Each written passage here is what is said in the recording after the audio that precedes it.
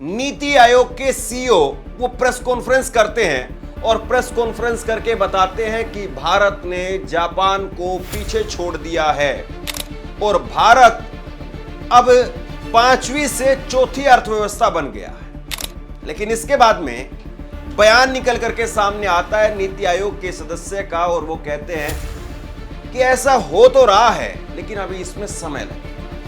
इतनी बड़ी घोषणा, इतनी बड़ी स्टेटमेंट आप एक प्रेस कॉन्फ्रेंस करके करते हैं। आप नीति आयोग के सीईओ हैं और उसके बाद में आप ही के सदस्य सामने आते हैं और आपकी बात से डिक्लाइन कर जाते हैं। 24 मई को जो नीति आयोग के सीईओ हैं BVR सुब्रमण्यम, उनका बयान पहले देखिए।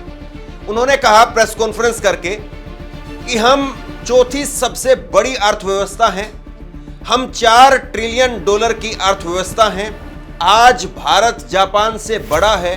यह केवल अब अमेरिका, चीन और जर्मनी ही भारत से बड़े हैं। मतलब नीति आयोग के सीईओ आते हैं, निकल करके सामने प्रेस कॉन्फ्रेंस करते हैं और प्रेस कॉन्फ्रेंस में कहा कि भाई आज हमने जापान को पीछे छोड़ दिया है, आज हम तीसरे नंबर पर आ गए हैं, चौथे नंबर पर आ गए।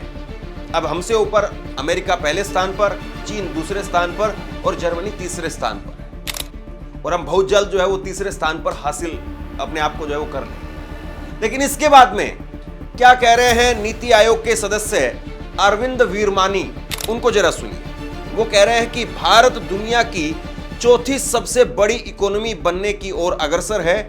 मुझे व्यक्तिगत रूप से भरोसा है कि ऐसा 2025 के अंत तक हो जाएगा। इस बात को पुख्ता तरीके से रखने के लिए हमें 12 महीने का डेटा देखना होगा, तब तक ये पूर्व अनुमान रहेगा।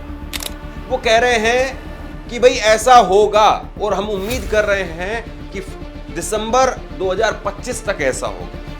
तब तक इस तरीके का आप अनुमान लगा सकते हैं। एक प्रेस कॉन्फ्रेंस कर दी गई, दुनिया भर की खबरें हो गई, दुनिया भर के जो है वो गोदी चैनलों पर चर्चा होने लगी, दुनिया भर के गोदी रिपोर्टर लिख करके मोदी के जयकारे लगाने लगे। लेकिन बाद में पता चला कि जिस चीज़ का आप ढोल बजा रहे हैं वो बच्चा तो अभी हुआ ही नहीं है। बच्चा हो जाए तो किसको खुशी नहीं होती? सबको खुशी होती कि एक नया जीवन धरती पर आ रहा है, लेकिन अभी हुआ नहीं है, उससे पहले ढोल बजाने लगते।